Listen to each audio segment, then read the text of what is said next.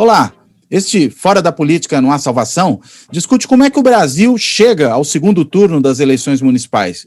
Não qualquer Brasil, mas o Brasil de Bolsonaro, né? Esse Brasil aí que viveu há esses dias mesmo, voltou a dizer que não queria ser vacinado, porque não precisa, talvez em função do seu físico de atleta ou alguma coisa desse tipo, e mais, né? Entrando em conflito com os outros poderes, embora viva um momento de relativa calmaria, né? O presidente, depois da prisão do Queiroz na casa do Wassef, ele parece que se acalmou um pouquinho, e ao se acalmar um pouquinho, ele ficou mais recolhido, foi negociando com o Centrão, parece que está formando uma base aí, embora a gente não saiba muito bem até que ponto essa base vai, e sem partido, participou dessas eleições apoiando candidatos muito esparsos, né? Um aqui, outro ali. A maior parte deles se deu mal, os candidatos do bolsonarismo. E aí a questão é saber, afinal de contas, como é que o Brasil do Bolsonaro chega a esse segundo turno das eleições municipais. Para discutir isso, eu com o Fernando Abruzzo, da Fundação Getúlio Vargas. Bem-vindo, Fernando. E, por favor, fala para a gente aí como é que a gente chega nesse segundo turno das eleições municipais, nesse Brasil de Bolsonaro. Bom, eu acho que o Brasil chega primeiro com o antibolsonarismo crescendo. Acho que essa é a primeira característica, principalmente nas capitais e nas cidades grandes. Em 23 das 26 capitais, o bolsonarismo perdeu popularidade. O presidente Bolsonaro perdeu popularidade. Nas principais capitais do país, ele apoiou candidatos, ele teve derrotas. Não há nenhum candidato importante nas capitais que tenha tido um apoio extensivo, um apoio forte do Bolsonaro, que tenha ganho as eleições. Então, se você começa do Sul, começa lá de Porto Alegre, Florianópolis, Curitiba, São Paulo, Rio, você vai subindo, você vai vendo só derrotas do bolsonarismo. Tem um outro candidato, talvez o candidato mais bolsonarista hoje com chances em Rio Branco, no Acre, que tem chances, e tem boas chances de ganhar a eleição. Aliás, Belém, é uma das poucas capitais, uma das três.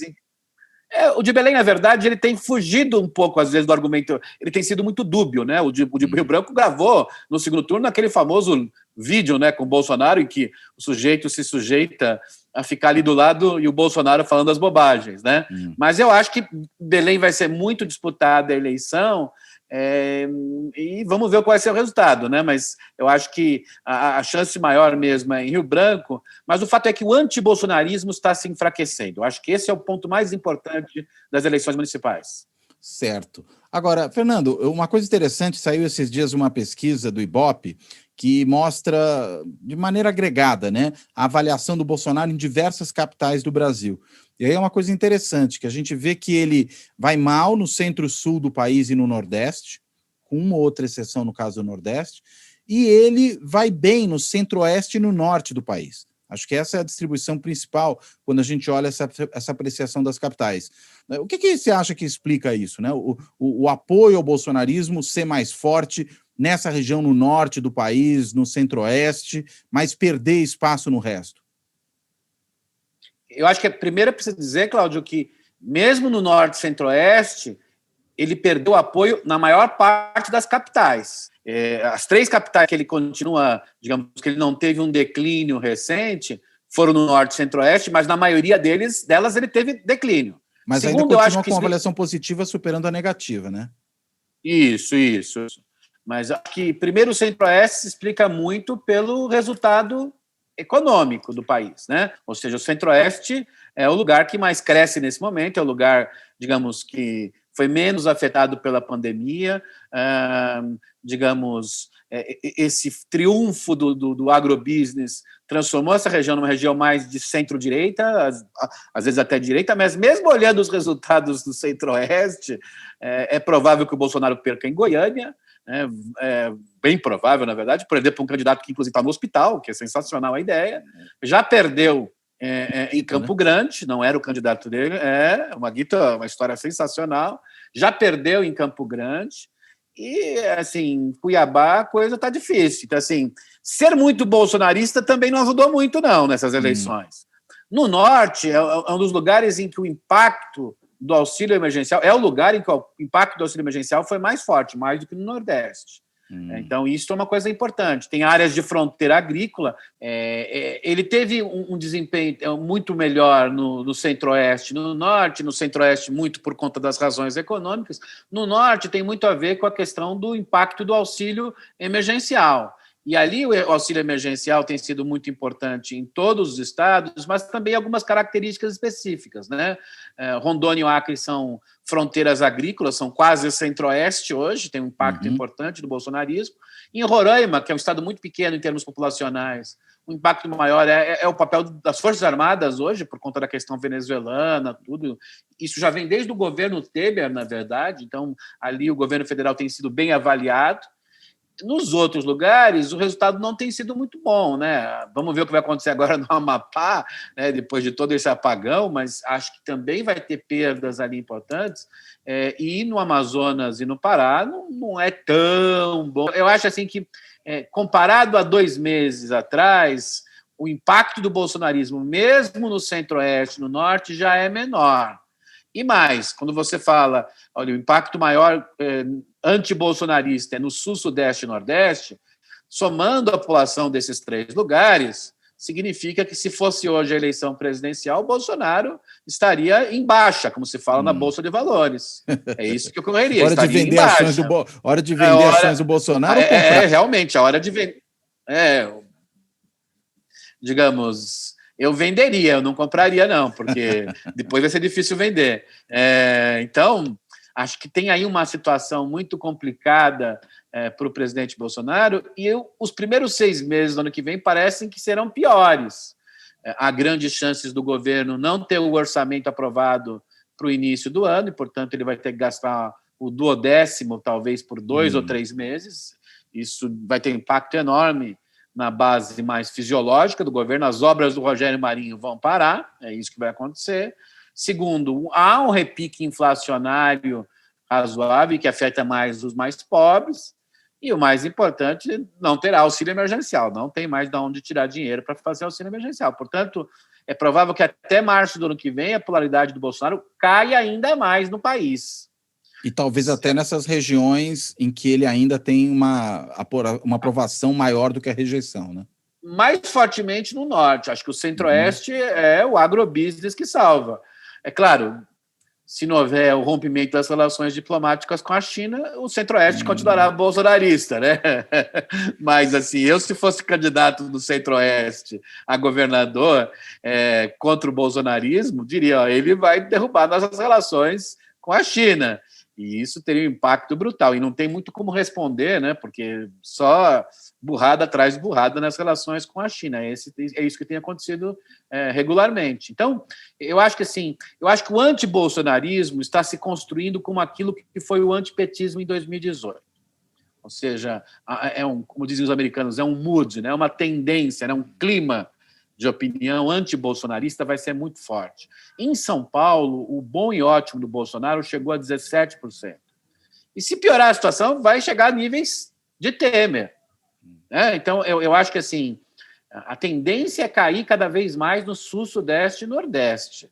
E aí, acho que esse mood antibolsonarista vai ser tão forte ou mais do que foi o mood petista na campanha de 2018. E aí eu acho que é isso. Assim, as eleições municipais elas são importantes não porque elas vão espelhar completamente as eleições presidenciais, e não vão por 3 razões. Primeiro, porque tem muito tempo pela frente, são 2 anos. Segundo, uma coisa é falar que o antibolsonarismo está fraco, outra é saber quem são os jogadores. E os jogadores o jogo ainda está, digamos, vai demorar um tempo para ser definido. E terceiro, e acho que também é muito importante para dizer, não pode ser igual a 2020, 2022, o fato que é verdade, os eleitores estão votando em eleições municipais, estão olhando para os seus atores. Mas o que as eleições municipais trazem de importante para as eleições daqui a 2 anos são 2 coisas, o que os estudos empíricos já mostram. Uma, você comentou recentemente no seu último programa, há vários estudos empíricos, né? O estudo do Nelson Rojas, o estudo do Ciro, do Jorge e do Léo, que mostram o quê? Que as eleições municipais ajudam a entender o que vão ser as eleições congressuais. Então, elas têm um impacto importante e mostram que as eleições congressuais ainda vão, se a gente seguir mais ou menos a tendência, o centro e a centro-direita têm uma força muito grande no interiorzão do Brasil, no Brasil afora. É isso. O que não é muito diferente, né, Cláudio, dos últimos 20 anos. Sim. Eles conseguem construir isso. Agora, com quem eles vão ficar para candidato a presidente. Se a gente olhar as últimas eleições, eles já ficaram com todo mundo, né? Já namoraram com todo mundo. Mas tem uma segunda coisa que também tem sido mostrada em alguns estudos, que é a construção de certas tendências, né? Isso que eu estou chamando de um mood eleitoral. A eleição de 2018 foi muito alimentada pelo mood eleitoral das eleições de 2016, que era antissistema, sou gestor, não sou político, todo um discurso de medo, né? Estão roubando a gente, estão fazendo tal coisa. Há um discurso muito vinculado à questão da corrupção. Eu acho que o mood de 2020, que vai chegar a 2022, é diferente do mood de 2016. É um mood que eu diria que, primeiro, é anti-bolsonarista, muito contrário às principais coisas do antibolsonarismo, ou seja, a um alto grau de polarização, as bobagens negacionistas na ciência, no meio ambiente, a questão ambiental vai ficar muito forte. Então, esse um mood também antibolsonarista contra a própria figura do Bolsonaro, ela está se desgastando, está derretendo muito fortemente. Mas eu acho que o segundo mood muito importante é o mood da desigualdade. Se a gente olhar os candidatos de centro-direita que ganharam eleições municipais ou estão tentando ganhar eleições municipais, todos parecem ser candidatos de esquerda. É muito interessante quando você olha os programas discurso deles. Social, você está pensando, né? Discurso social em Salvador foi muito forte, discurso social em Belo Horizonte foi muito forte. O Crivella, afora as discussões, digamos, religiosas e valorativas, tem falado mais que ele está mais próximo dos pobres do que o Eduardo Paes, e o Eduardo Paes diz que é ele que está mais próximo dos pobres. Se a gente olha a campanha do Bruno Covas, parece o PSDB do começo da década de 90. É isso. Honestamente, tem agora um desespero de final de campanha, tem a ver com embate, mas mesmo olhando o último programa eleitoral dele, é para os pobres, claramente para os pobres. Se você olha o último programa eleitoral do Dória, não era para os pobres. Era contra a corrupção, sou gestor, não sou político. Então, o discurso da classe média, né, de uma certa forma. Exatamente. Vamos matar o PT. Por mais que agora o Bruno, no final, tenha, digamos, mais polarizado com o Boulos, que tem a ver com o crescimento do Boulos, a campanha eleitoral dos dois na TV não é muito diferente do ponto de vista temático. É muito interessante isso. A coisa da desigualdade, a partir da pandemia, a partir de, pelo menos, aí 5 anos sem crescimento econômico, e eu acho que a gente não vai ter muito crescimento econômico relevante em 2022. O crescimento, digamos, de uma série de movimentos urbanos vinculados à desigualdade na questão racial, de gênero, Então, muita gente vendo que, ao contrário do período, digamos, de FHC até o segundo governo Dilma, em que as pessoas estavam vendo seus filhos tendo ascensão social, não estão vendo mais seus filhos terem ascensão social. Assim, a desigualdade vai ser o principal mood eleitoral de 2022. Não vai ser mais corrupção. Até porque o combate à corrupção se desmoralizou, né? O Moro foi para o governo e a gente já conhece, aconteceu a história, quer dizer, desmoralizou toda essa discussão. O governo, na verdade, cooptou completamente o Ministério Público e a Polícia Federal. De certa maneira, há uma série de corrupções pequenas que estão ganhando destaque, já não tem aquela história do petrolão, mensalão, e fica a história das rachadinhas, né? Vem até no diminutivo. Então, é um tipo de corrupção. Porque era o que dava para fazer naquele momento, certo? Certo. Não, e acho que hoje eles também não vão fazer muito, porque o dinheiro também não é tão grande, escasseou, eles não conseguem gastar o dinheiro, Cláudio. A execução orçamentária da educação é, neste ano, a mais baixa da história da redemocratização. E a de 2019 é a segunda mais baixa. Não gastou boa parte do dinheiro que o Congresso aprovou, o dinheiro federal, para a saúde. Na verdade, o que mais foi gasto foi o dinheiro distribuído para os estados e municípios, que aí gastam. Então, assim, é um governo... tem as obras do Rogério Marinho, insignificantes. Quem conhece investimento público no Brasil está no seu pior momento. Não tem... há 2 semanas o Bolsonaro tirou dinheiro da educação, tirou 1 bilhão e 600 milhões de educação e foi a Goiás, junto com o governador, e disse... Vou pegar esse dinheiro e vou gastar em pontes. É nisto que ele vai gastar, em pontes. Portanto, isso não vai ter muito impacto, digamos, cíclico econômico, né? Vai ser uma coisinha de nada.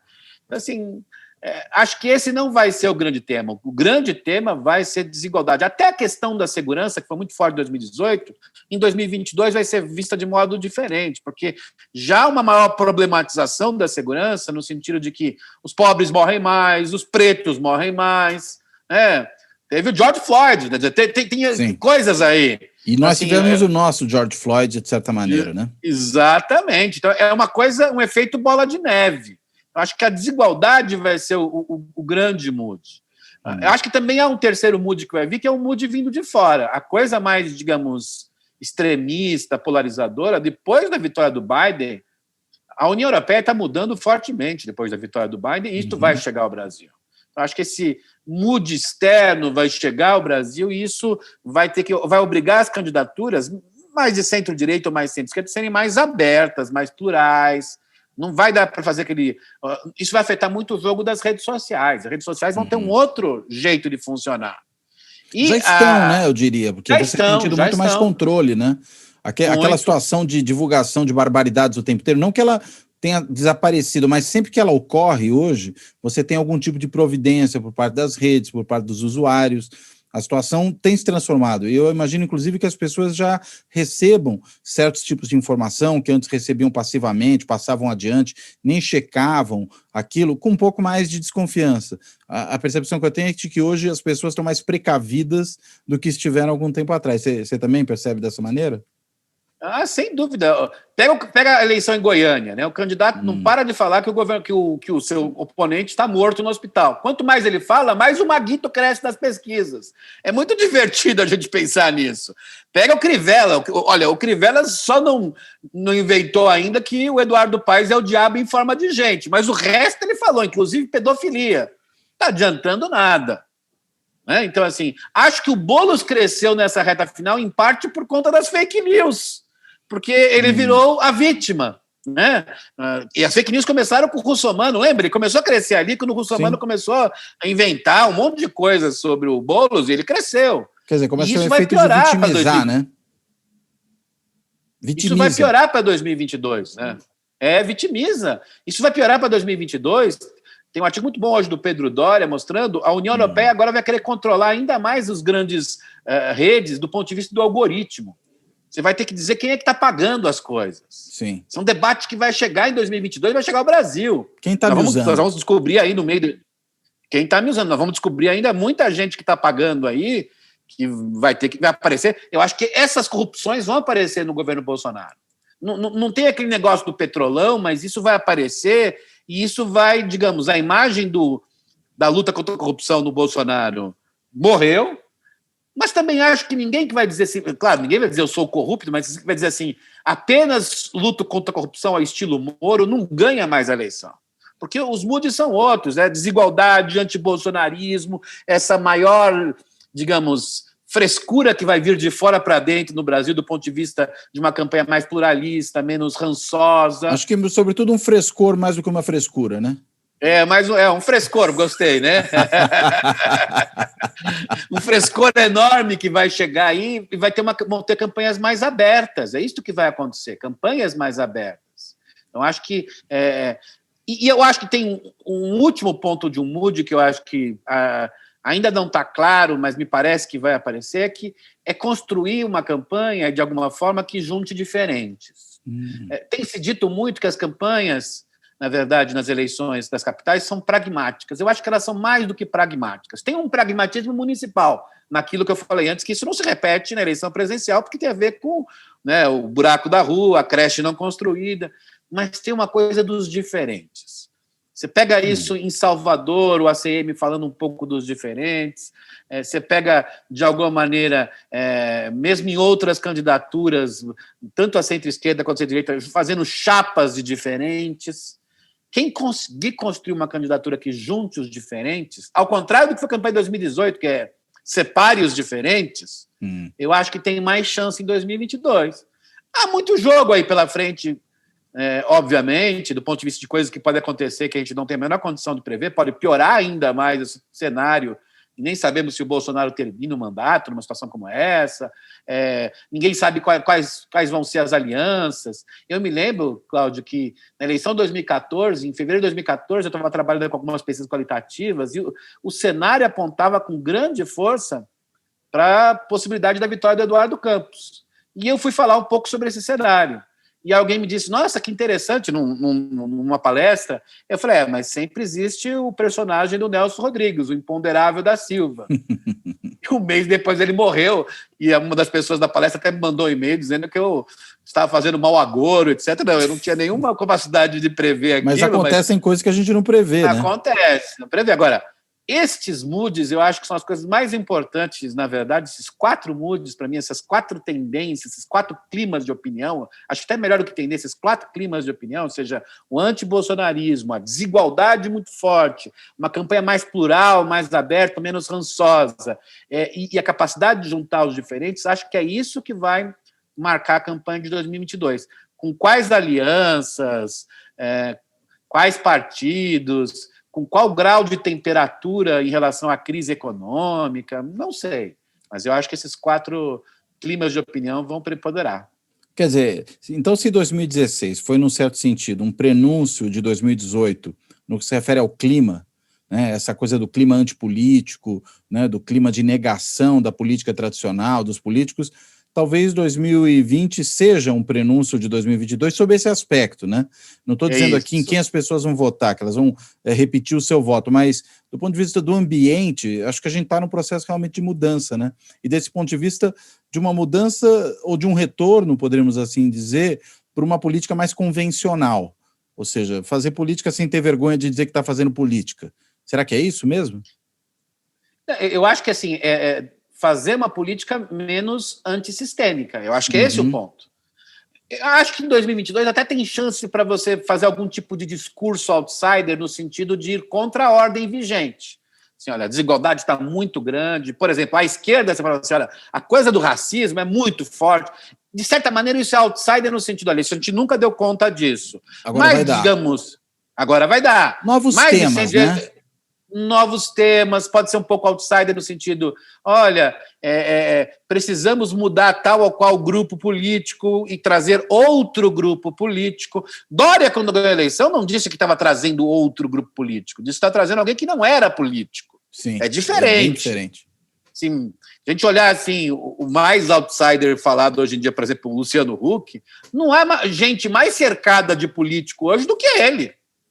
É o contrário do Dória construído em 2016 ou mais ainda do Bolsonaro em 2018. Agora, olha, tem a questão é a enturragem do Huck, né? A questão é saber se o eleitorado vai percebê-lo dessa maneira, né? Se o trunfo dele... Porque assim como o Bolsonaro foi percebido como outsider, sem ser, de fato, né, eu prefiro definir sempre o Bolsonaro como marginal. Ou seja, ele, na realidade, um cara com 7 mandatos nas costas, toda a família na política, é difícil classificar esse cara exatamente como outsider, né? Mas como ele sempre foi um político marginal, ele conseguiu incorporar o discurso antissistema de uma forma que convenceu muita gente de que ele ia mudar tudo, virar o mundo de pernas para o ar. E talvez o Huck se beneficiasse mais dessa condição de alguém que chega de fora em 2018 do que pode se beneficiar em 2022.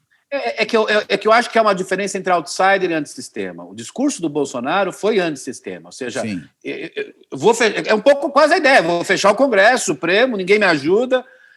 Se você pega discursos do Ciro, do Luciano Huck, por exemplo, ou do Flávio Dino, ou do Rodrigo Maia, pega o discurso de todos eles falam em continuidades de políticas públicas. Veja, o Ciro tem brigas hoje fortes com o PT, mas ele não vai dizer que vai ser contrário ao Bolsa Família, de jeito nenhum. Ele diz que, quando você vê o discurso do Ciro, ele diz, olha, vou continuar muitas coisas do governo petista. Eu estou brigado com o que aconteceu com o petismo a partir de tal ponto. Se você pega o discurso do Luciano Huck, ele fala, olha, o governo Fernando Henrique acertou nisso, o governo Lula acertou nisso. Ele fala isso.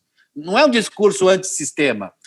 É mais outsider, na verdade, no sentido de trazer temas novos, de ser uma cara nova. Mas, repito, olha a enturragem do Bolsonaro em 2018. Era um bando de desconhecidos. Lumpen, olha a enturragem de lumpen mesmo. É lumpen zinato político.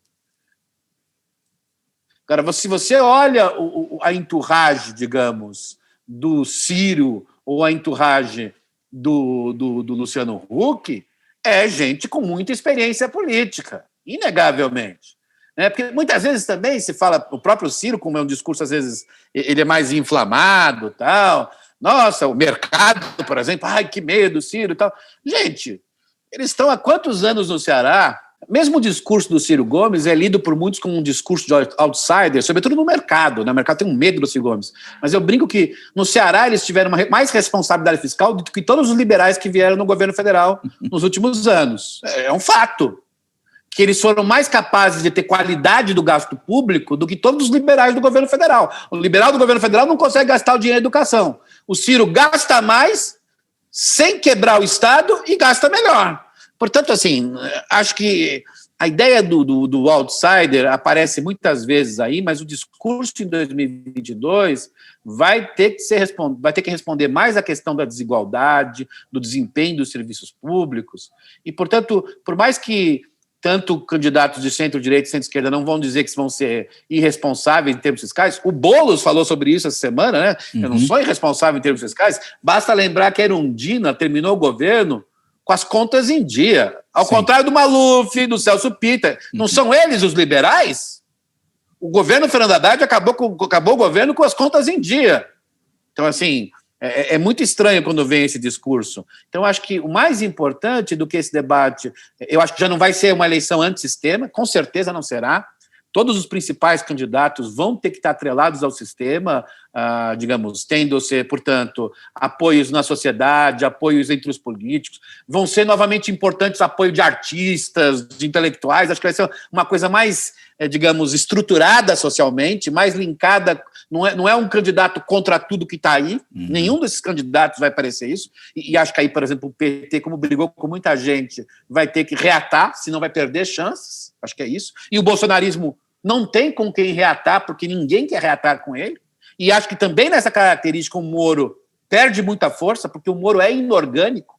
Ganhará a eleição 2022 quem for orgânico com a sociedade, com o sistema político, com o mercado. Articulado, né? Tiver articulado. Acho que o Moro não é capaz de fazer essa articulação orgânica. Acho que o PT tem dificuldades hoje.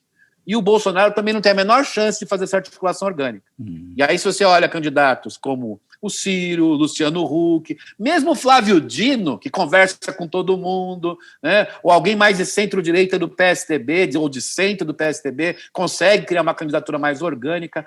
Bolsonaro e Moro não conseguem criar uma candidatura orgânica, com articulação com a sociedade, com os políticos, e acho que o PT se enfraqueceu nesse processo. Perdeu muito da organicidade. Uma das consequências negativas para o PT nessa eleição, por exemplo, é que é muito difícil que ele tenha uma aliança com o PSB em 2022. Acho que isso ficou muito claro. Desgastou, né? Desgastou gigantescamente a eleição em Recife. E aí não importa dizer quem é melhor, quem é pior, mas desgastou de tal modo que eu acho que o PSB já foi para fora do PT. Acho que o PCdoB vai pensar muito, vai ter que, digamos, ter maior protagonismo numa aliança, porque o PCdoB tem chance, inclusive, de não cumprir a cláusula de barreira, então vai ter que pensar muito nisso.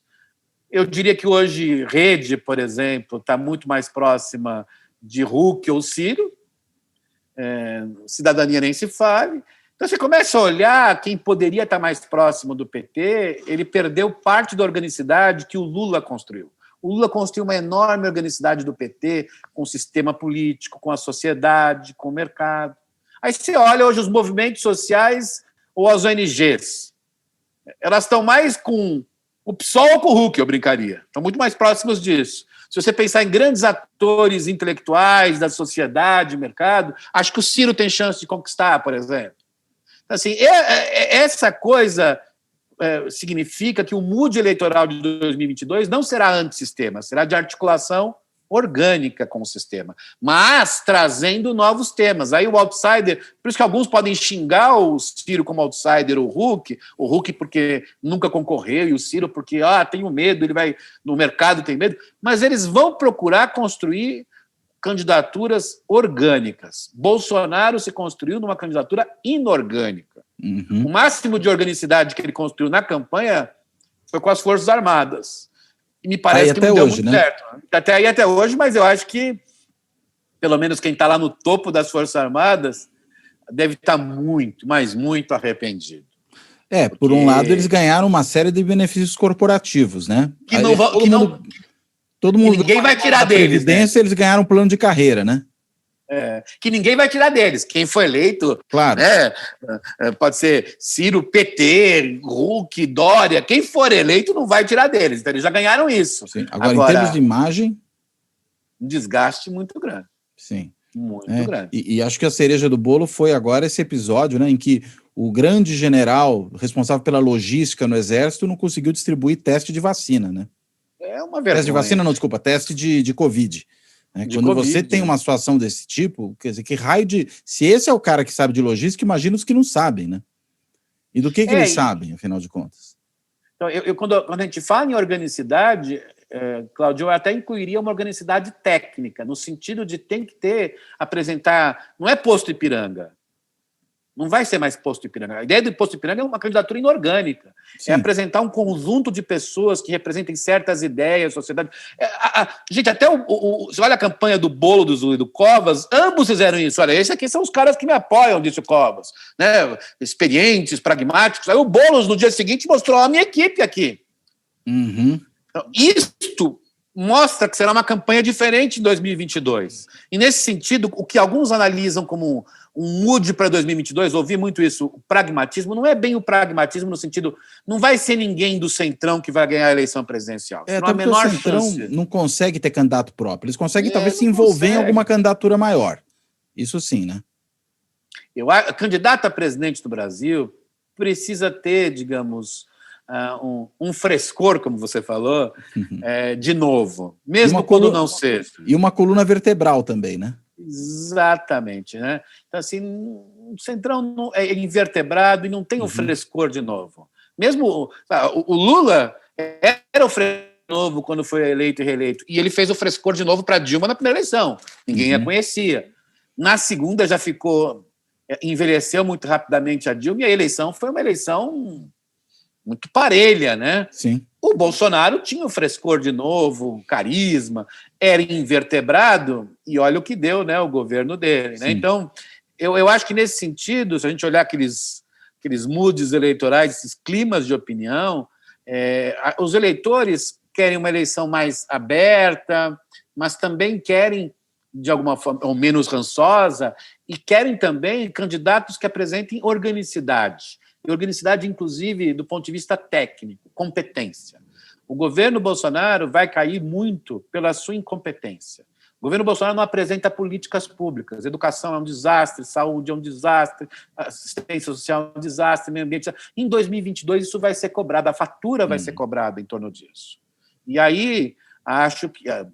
Aí não sei quem vai estar com quem em 2022, mas 2022 não vai poder ser apenas uma campanha em torno de antissistema, contra a corrupção, ou aquilo que o Bolsonaro mais aposta hoje, que é uma campanha em torno de valores tradicionais. Os evangélicos, uma parte dos evangélicos, se perceberem que, digamos, o povo não tem o básico, vão pular da campanha do Bolsonaro. Já pularam no Rio. Uma parte dos evangélicos está apoiando Eduardo Paes. Vamos combinar. A fala do Silas Malafaia. Eu não posso ir contra o Eduardo Paes porque ele é meu amigo. Ou seja, acho que, digamos, na hora H, os valores têm que estar junto com comida na barriga, no estômago e dinheiro no bolso, né? E aí acho que em 2022 o básico talvez não esteja com a população. A população não tenha as condições básicas, como não tinha em 2018, por isso que votou contra o sistema. Se não tiver de novo em 2022... não vai votar por conta de valores como pátria e família, nem os evangélicos. Os evangélicos votaram no Lula, os evangélicos votaram no Fernando Henrique. Então, acho que esse discurso mais radical... Eu não sei se você viu a entrevista do presidente do Republicano, sensacional a entrevista dele. Ele disse que não é contra o Bolsonaro vir ao partido, mas que o Bolsonaro não pode mandar no partido, porque o partido tinha uma pluralidade maior. Então, acho que o Bolsonaro não vai. Não vai, de jeito nenhum. O que é uma pluralidade maior? Na verdade, não é que é eles não são tão plurais assim, cá entre nós, né, os republicanos. É o partido da Igreja Universal, né, digamos. Exatamente. Mas Embora eles nem são todos os seus candidatos sejam da Igreja Universal, mas a direção do partido é.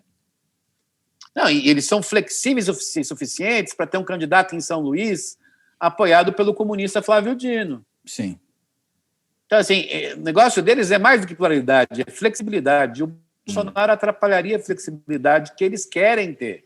Porque a Igreja Universal só tem a força política, social e econômica que tem hoje porque soube se adaptar aos tempos. Claro que não vai a partir de amanhã defender valores contrários à sua visão cristã, mas pode colocar alguns desses valores em segundo plano, se necessário for, para aumentar a sua força e angariar o apoio dos seus fiéis. Muito bom. E o Republicanos, é bom lembrar, foi um dos que mais cresceu nessas eleições municipais, né? Quer dizer, um dos partidos que mais fez prefeitos, se eu não me engano, o terceiro ou quarto partido com mais prefeitos, e, enfim, chega forte, consequentemente, para a eleição para o Congresso em 2022. E não é tudo da Igreja Universal, não, cara. Quer dizer, não é que... Mas é do PRB, né? Do antigo PRB, né? Hoje republicano, ou seja... as pessoas se esquecem, o Zé Alencar foi do PRB. Do PRB, e foi vice do Lula, estando no PRB, né? Então, assim, acho que eles têm uma coluna vertebral que é a Igreja Universal, mas eles sabem que os objetivos deles dependem de uma certa flexibilidade e um faro político. Se eles perceberem que a popularidade do Bolsonaro começa a cair, e já começou, na verdade, fortemente, se eles perceberem que eles precisam ser mais flexíveis para ter força política no país, eles vão aos poucos, como todos os partidos de adesão, vão aos poucos, né, saindo. Podem sair de uma forma mais abrupta se acontecer alguma coisa que a gente não esteja prevendo agora, alguma coisa mais forte. E acho que talvez, após as eleições municipais, o dia seguinte da eleição, a coisa mais importante vai ser a eleição na Câmara. E essa tem uma possibilidade enorme de ter um efeito disruptivo sobre o governo Bolsonaro. Acho que as chances do Bolsonaro eleger o presidente da Câmara são muito pequenas hoje. E cada vez menores, né? Inclusive que você tem não só, digamos, uma falta de uma base mais orgânica, e o Centrão, aquela velha frase que eu sempre gosto de repetir, né? Centrão ninguém compra, só aluga. Né? O Centrão vai correr para onde for mais interessante para ele. E aí, consequentemente, se tiver uma boa costura aí do Rodrigo Maia, com partidos mais à esquerda, como vem se desenhando até partidos mais ao centro, MDB, PSDB, a chance de uma chapa dessa configuração ganhar as eleições para a Câmara é imensa. E o Centrão, como não vai querer ficar fora da mesa diretora, não vai querer ser preterido, o mais provável é que embarque nesse tipo de acordo, né? E aí esse nosso tema aqui, né, o bolsonarismo pós-eleições municipais, se isso acontecer, o dia seguinte da eleição da Câmara, o Bolsonaro vai ter duas opções muito claras. Ou radicaliza o discurso, o seu modelo político, pensando em garantir os seus fiéis e segurar o governo a partir disso até o final e tentar concorrer à eleição, ou vai ter que mudar muito mais do que mudou no dia da prisão do Queiroz. Muito mais. Até porque ali foi mais do que uma mudança, foi um recuo tático, né? Um recuo tático para salvar o mandato, acho que é isso que foi, e prometendo também salvar a reputação política, não vou nem falar o mandato, mas a reputação política daqueles que o apoiaram, não é isso? Então teve aí uma costura nesse sentido, mas acho que isso não foi suficiente, ou seja, se perder a eleição na Câmara e ficar muito claro que é derrota do bolsonarismo, ou ele dobra a aposta, ou tem que dar uns 4 a 5 ministérios para partidos do Centrão. O caminho é esse. Não tem outra saída. Sim. E aí vai significar a tentativa, eu acho que hoje o partido que está mais próximo do bolsonarismo é o PP, né? Voltaria às origens. O PP, Partido Progressista, o PP, ou atual Progressistas, né? Progressistas, né? Porque às vezes a gente fala PP e as pessoas ouvem PT, aí dá confusão.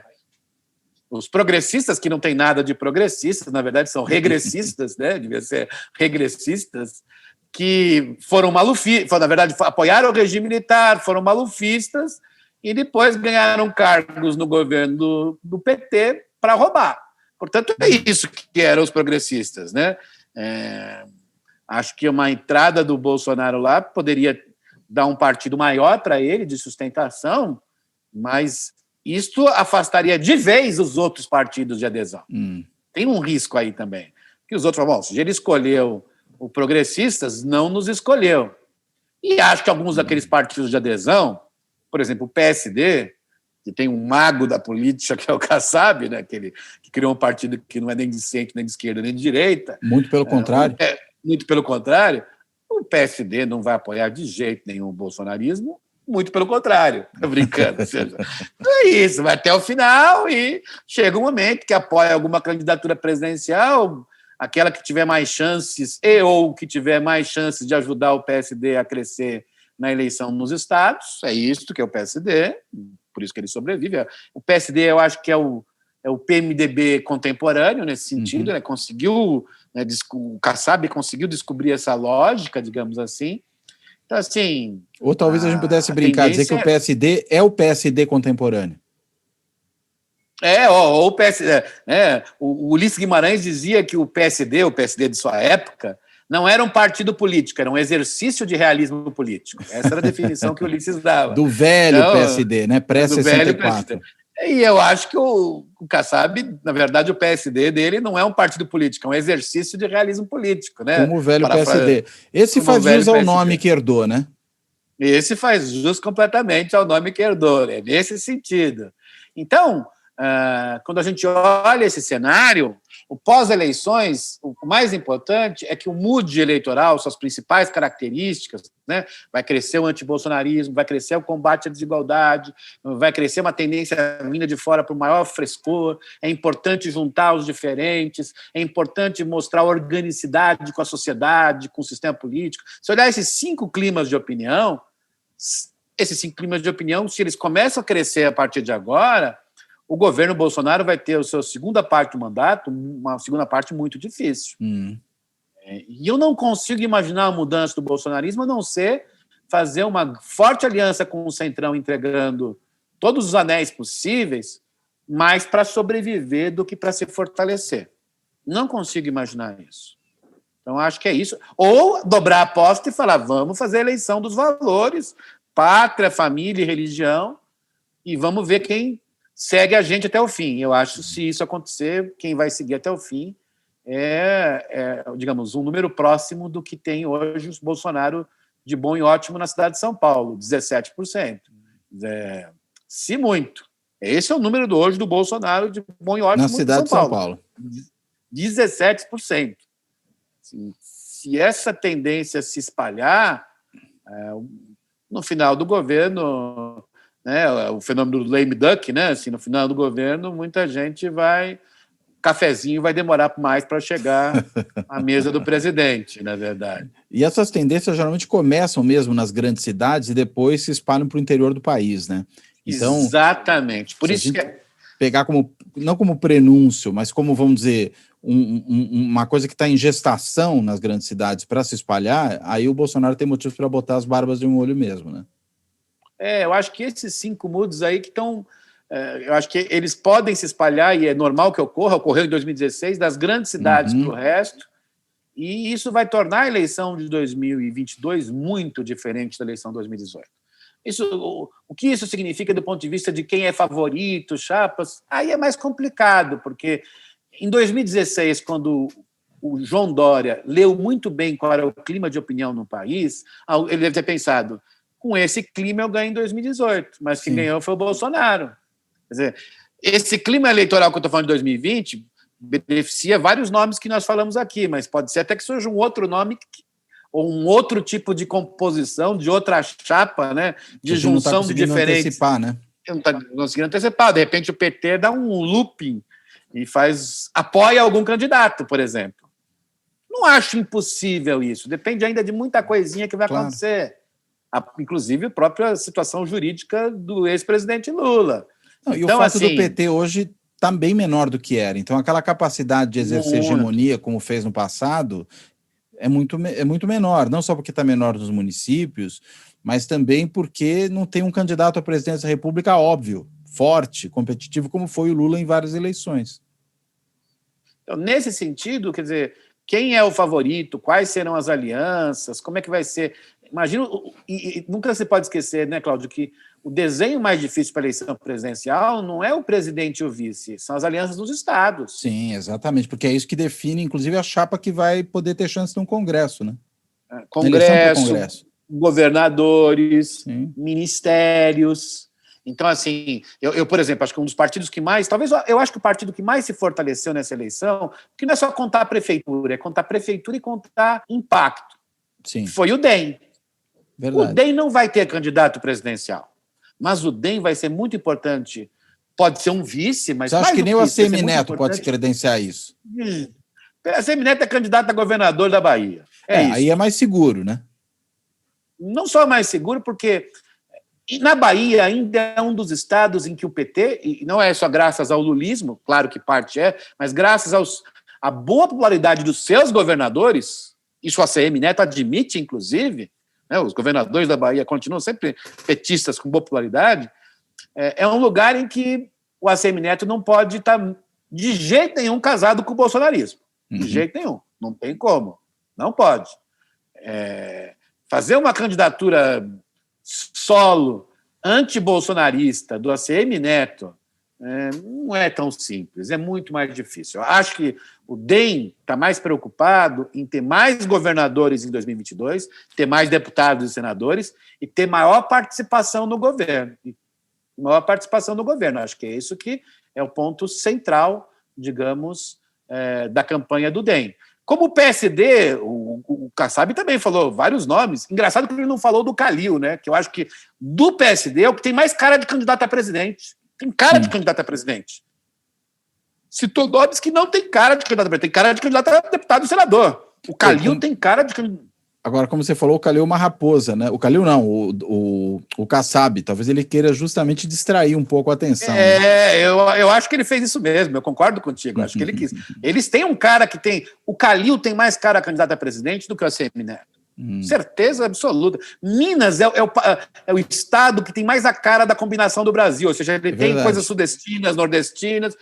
Ele poderia ser uma surpresa, não acho absurdo. Mas aí o PSD tem que estar muito casado com outras coisas. Eu acho que a escolha mais óbvia do PSD é ser muito forte na eleição, como o DEM, nos estados, no Senado, na Câmara. Mas engraçado que o PSD tem uma carta ali que o DEM não tem, que é o Calil. Porque se Luciano Huck concorrer, por exemplo, que tem conversado muito com o Rodrigo Maia, ele, acho que concorreria pela cidadania. Rodrigo Maia tem conversado muito com o Ciro. Acho difícil o Ciro ser vice de alguém do DEM. Não me parece isso provável. O DEM dar o vice, ou o que o Ciro fez, o PDT apoiou muitos candidatos do DEM no Brasil. As pessoas não estão olhando para isso. De alguma maneira está criando boas relações aí, né?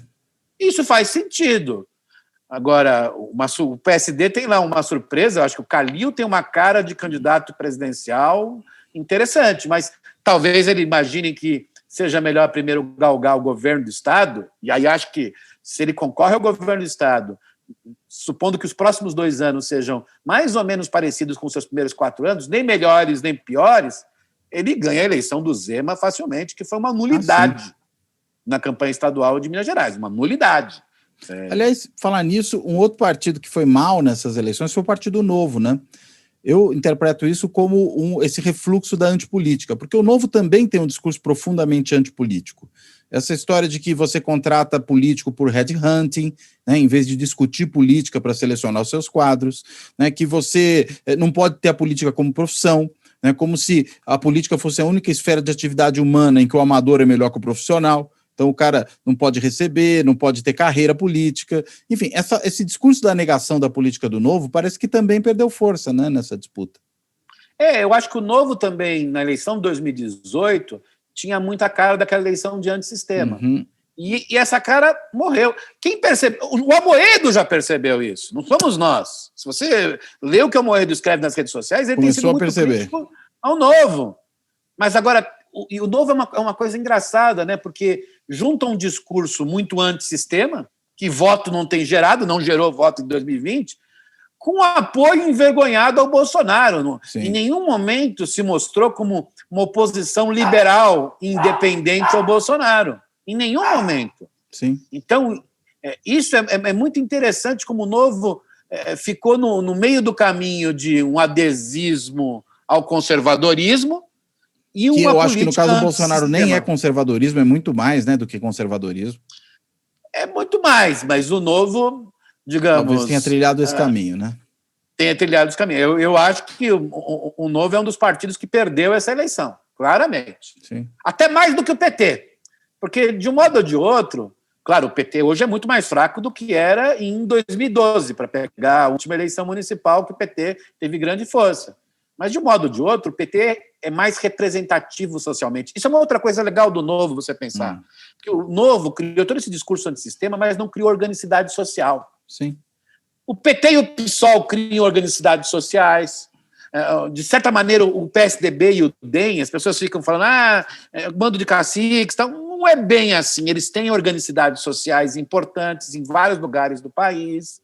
Então, assim, o Ciro e o Huck, para pegar outros, buscam organicidades sociais, inegavelmente, organicidades políticas. O Novo não conseguiu. Esse negócio do Red Hunter é não ter organicidade social. Claro. Qualquer um pode chegar lá, inventar um currículo, aliás, ouvir isso, Sim. ir bem na entrevista e ganhar, né? E ser candidato.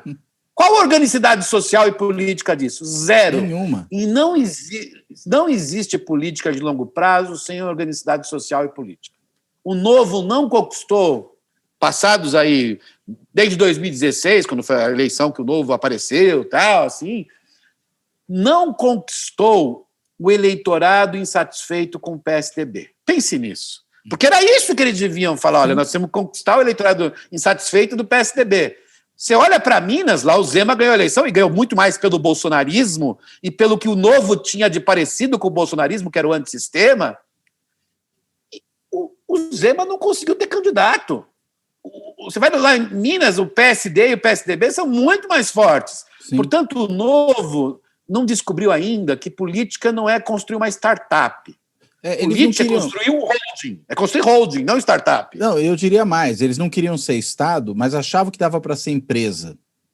Mas mesmo empresa é outra coisa. Embora o partido tenha uma dinâmica empresarial, né, no sentido de que ele vai batalhar por votos, de que ele tem que se organizar, de que ele tem que ter uma estratégia de competição com seus adversários, tudo isso. Né? Mas ele lida com uma outra esfera de problemas, né, que são problemas de ordem pública. Como você bem colocou, ele tem que ter uma articulação com a base social. Em outras palavras, ele tem que fazer política e não fazer apenas plano de contratação de pessoal e plano de estratégia de aumentar os lucros. Ou seja, não entendeu que a política tem uma especificidade, né? Pensa na pandemia. Organicidades foram construídas. O PSOL está mostrando que tem uma organicidade em algumas periferias, né? Na periferia de São Paulo. Ocupando espaço que era do PT, inclusive. O Ciro conversou com políticos, viajou. O Luciano Huck, com uma articulação enorme com o terceiro setor, com a CUFA, Central Única das Favelas. O PT ainda tem uma base, menor hoje, mas ainda tem uma base. Os prefeitos de PSDB e DEM, em vez de cair na lorota do Bolsonaro, foram à sociedade. Senão não ganhava eleição em Salvador, não estava na frente em São Paulo. O que o Novo fez em meio à pandemia? Nada. Vamos dizer que fez. Agora, no final da pandemia, fez um processo de seleção de candidatos. É isto. Isso não cria organicidade. Eu acho que o crime eleitoral de 2022, que 2020 está mostrando, é que quem não tiver organicidade social, política, intelectual, o Novo não produziu intelectuais. Sim. Não dá para ganhar eleição assim. Né? Não vai ter chances muito grandes em 2022. Veja, e eu estou dizendo isso, acho que tem que ter um espaço importante para os liberais no país. Acho isso muito importante para a democracia. Mas eu vejo os Livres, por exemplo, procurando mais organicidade do que o Novo. Veja, eles não têm ainda nenhum partido, é um movimento, mas eles têm intelectuais muito mais fortes que o Novo, Sim. Coerentes. O Novo, você olha o Novo falando sobre o governo Bolsonaro, é uma incoerência completa. Eles não eram humoristas. Então, se eram humoristas, no dia que o Moro foi embora, tinham que pular o barco. Não pularam. Não pularam do barco. O que será, né? O Livres tem conversado com diversos setores sociais, inclusive setores que pensam diferente do Livres. Né? Vou lembrar uma liderança importante, a Helena Landau. A gente concorda, discorda, mas ela está em todos os lugares falando, discutindo, colocou-se claramente contra o antibolsonarismo, defendeu uma estratégia liberal. Se colocou como antibolsonarista, né? Exatamente. Eu acho que o futuro liberalismo brasileiro tem muito mais a ver com a cara do Livres e que também não abraçou essa agenda de costumes. Veja, se o Novo quer abraçar uma agenda conservadora de costumes, vou dizer o Novo, não precisa dele. Já tem as igrejas evangélicas, claro, que estão ligadas aos partidos de adesão, e tem republicanos. Estes sabem muito mais ganhar voto dos conservadores do que o Novo. Chegar com a carinha limpinha do Novo e chegar alguém junto com o pastor, quem que o evangélico vai votar? No Novo? Não vai. Então, assim, eu acho que o Livres, torço para que eles se fortaleçam, porque é importante para a democracia ter liberais fortes, muito importante. Porque o Novo se demonstrou uma startup que não entendeu o seu ramo de negócios. Isto é, ela não fez um bom plano de negócio, porque ela não entendeu qual era, digamos, o nicho de mercado que ia atuar, que era política, e política não tem nada a ver com o que eles fizeram até agora. Por isso são grandes derrotados na eleição de 2020, e se continuar nessa toada, em 2022 vai ser pior ainda. Eu imagino que sim mesmo. Muito bem, Fernando. Deixo você com as últimas palavras aí para a gente fechar. Eu acho assim que a gente tem que olhar a eleição de 2020 de dois prismas, né? Um é o seu prisma municipal. Claro que aí tem prefeitos que estão sendo bem avaliados, ou os que estão sendo mal avaliados não se reelegem ou não elegem seu candidato. Veja, a gente está falando de Belém, que é uma eleição indecisa. A única coisa que a gente sabe em Belém é que o candidato do prefeito digamos, os dois candidatos que foram ao segundo turno são contrários a ele. Interessante isso. O que a gente sabe de Florianópolis, o que a gente sabe, digamos, de Salvador, 2 lugares que o DEM ganhou, que é continuidade porque foram aprovados, como o Calil em Belo Horizonte, continuidade porque foram aprovados. É isto. Então, assim, tem coisas aí que tem a ver com a eleição municipal de aprovar ou reprovar o governo de ocasião, mas tem os climas de opinião. É isso que eu queria realçar. E eu acho que tem 5 climas de opinião que saem da eleição 2020 e vão crescer até 2022. O antibolsonarismo, o combate às diversas desigualdades. Nós não vamos ter muito crescimento econômico até 2022, a desigualdade vai ficar mais clara ainda no país, né? Ou mais escura, vai ficar mais claro para a gente que a desigualdade tem cor no Brasil. Sim. Então isso é muito importante ser dito, tem cor, tem gênero, tem lugar, e isto vai aparecer muito fortemente no país nos próximos 2 anos. Vai ter um frescor contra a polarização muito forte, já vinda de fora, né, com temas como a questão ambiental, direitos humanos, com menos ranhetice eleitoral, com mais fragilidade do uso das redes sociais como fake news. Vai ter um quarto clima de opinião, que é essa de juntar os diferentes. Eu acho que a coisa que dá mais para comparar com o Biden, porque o sistema político é muito diferente do nosso, você até falou isso no último programa, foi a capacidade do Biden juntar os diferentes contra o Trump. Eu acho que juntar os diferentes contra o bolsonarismo é uma tendência importante para 2022. E, por fim, o que a gente estava discutindo agora, em 2022 vai ser uma campanha de maior articulação orgânica dos candidatos com as principais instituições da sociedade, a política, as organizações da sociedade e as organizações econômicas e até, eu diria, culturais. Os artistas vão voltar para a eleição, depois do que aconteceu. Já estão voltando, né? Já estão voltando. Se você olhar a campanha municipal 2020, tem mais artistas na campanha do que tinha em 2018. Verdade. Isso é interessantíssimo. E não é por nenhuma proibição eleitoral, é que eles perceberam que não dá para ficar parado. Claro. Não vai ter mais aqueles artistas moitas. Eu acho até que no sertanejo vai aparecer gente falando. Eles nunca falam, vai aparecer. Então, assim, você vai... Assim, ou quando aparece geralmente apoiando o Bolsonaro, né? Mas agora cada vez menos, inclusive, né? E se você pensar que apoiaram o Bolsonaro, mas era uma minoria, a maioria ficou silenciosa. Eu acho que vão começar a falar mais. Capaz. O Luan Santana está lá fazendo um negócio sobre o Pantanal agora. Impressionante. Todo um movimento para resolver a questão do Pantanal, toda essa coisa aconteceu, que todo mundo sabe que é culpa do Bolsonaro. Isso está na cara da sociedade. Sim. Então, por mais que ele tente passar a responsabilidade para os outros. Para os estados.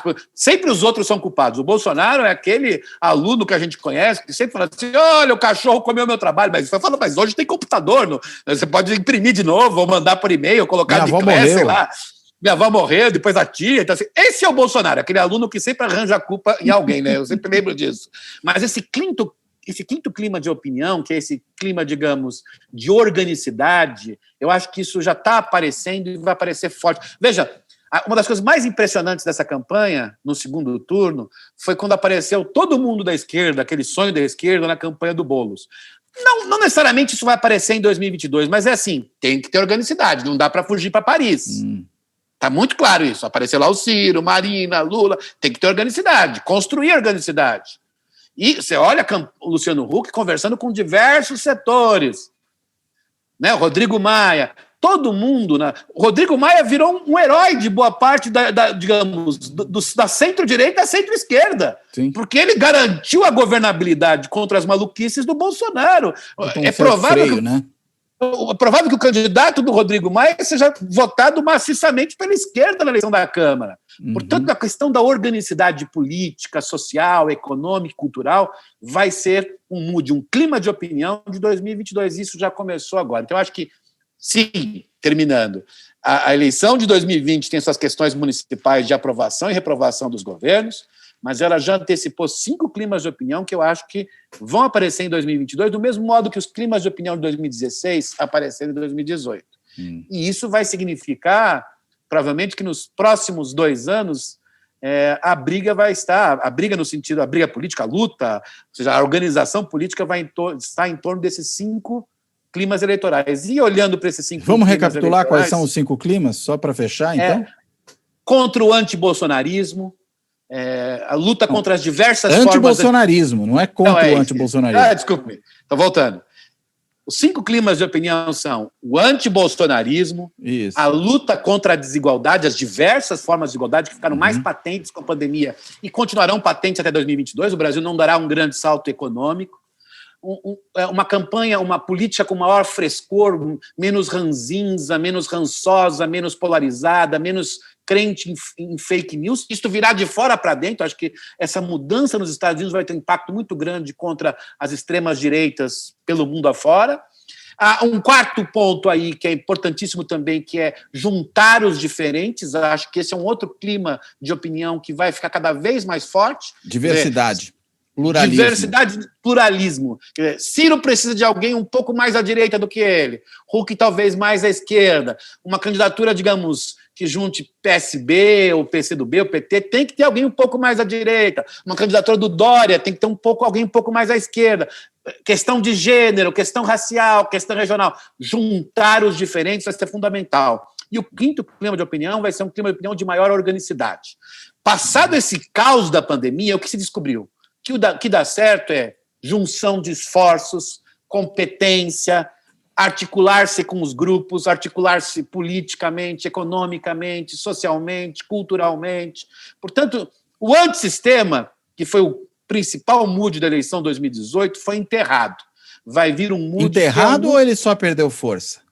Eu acho que ele perdeu uma força gigantesca. Claro que ele vai ter ainda um eleitorado importante, mas não será o clima de opinião hegemônico. O clima de opinião hegemônico vai ser pela organicidade, pela articulação orgânica dos diversos polos da sociedade. Não será um salvador da pátria a melhor forma de ganhar a eleição. A melhor forma de ganhar a eleição pode até ser um pouco outsider. Eu brinquei que o Ciro ou o Huck às vezes parecem outsiders, de certa maneira, ou um cara como o Calil poderia parecer um certo outsider, mas só vão ter sucesso se tiverem um pouquinho de outsider, mas organicamente construídos, com partidos políticos, com setores sociais, né, ONGs, movimentos sociais, com setores econômicos e com a própria cultura do país, que talvez tenha sido um dos maiores efeitos do bolsonarismo, ter trazido de volta a ideia de que nossa cultura é muito rica e não pode ficar à mercê de um governo obscurantista. Eu acho que isso ficou muito forte, mesmo em setores culturais que eram antipetistas e que ficaram calados, agora não ficarão mais calados. Então, acho que esse quinto clima de opinião, esse clima de opinião pela articulação orgânica entre os diversos setores, vai ser hegemônico, e o clima de antissistema, claro que sempre haverá, mas vai ficar do tamanho que teve no Brasil depois do impeachment do Collor, ou seja, um tamanho de... no seu maior momento, um tamanho de Enéas na eleição de 94 e depois no tamanho de cacarecos candidatos por aí afora. Tiriricas. Eu acho que esses tiriricas por aí afora. Para a eleição presidencial, o antissistema não será hegemônico, será bem mais fraco, e a ideia de articulação sistêmica, né, de setores políticos, sociais, econômicos e culturais vai ser fundamental para quem quiser ganhar a eleição presidencial em 2022. Muito bom. Excelente, Fernando. Eu Pode falar, pode falar. Eu ia falar, só que eu falei mais para ajudar a edição, né? Como a gente teve... Não, mas não tem problema. Tivemos problemas técnicos aqui. Mas para ajudar a edição. Muito bom. Eu geralmente não falo muito, mas hoje eu quis ajudar a edição, eu falei um pouco mais. Não, a gente sabe disso. Todo mundo que te conhece sabe que você assim, é um cara super conciso e prolixidade não é com você mesmo. Isso a gente sabe disso. Mas eu quero agradecer, mas genialidade é. Então eu quero agradecer ao Fernando por essa participação super interessante e de grande qualidade nesse Fora da Política Não Há Salvação, que vem antes aí do segundo turno das eleições, tentando saber, afinal de contas, né, qual é o Brasil que chega ao segundo turno das eleições em 2020. E aí, claro, o que a gente pode esperar para 2022. Mas eu só tentei não fazer previsões sobre o segundo turno, porque a gente está gravando antes das eleições, tá? Exato. Se a gente gravasse depois, você poderia fazer as previsões, depois a gente fala que você acertou todas. Exatamente, aí seria ótimo. Porque eu acho que tem eleições como Recife, Belém, em menor medida, mas ainda São Paulo, que é melhor na sexta-feira dizer só de tendências e não de quem vai ganhar. Eu acho mais sensato. A minha expectativa para São Paulo é que o que vai decidir o voto em São Paulo é a abstenção eleitoral. Eu concordo. O não comparecimento. É isso que vai acabar decidindo a eleição em São Paulo. Eu concordo, mas a gente não sabe o número ainda, então eu fico... Claro. Ficamos na cautela, na parcimônia, né? Isso. Exato. Então tá bom, eu fecho por aqui, agradeço a quem nos assiste no YouTube, a quem nos ouve nos podcasts, e agora inclusive um novo podcast, que é o da Amazon Music, em que estamos aí disponíveis para quem for assinante, e até a próxima. Pô, você tá pop, hein, cara? Você está pop, né? A Amazon Music é pop, né? É super pop. A gente é um monte de podcast, cara. O negócio tá ficando forte. Mas a Amazon Music é muito pop, cara. Assim, vai longe. Tá bom. Então agora a gente fecha. Eu não sei se o Fernando vai me deixar encerrar dessa vez. Eu vou tentar encerrar dessa vez. Então, agradecemos a quem fica, quem nos ouve no podcast, quem nos assiste no YouTube. Até a próxima.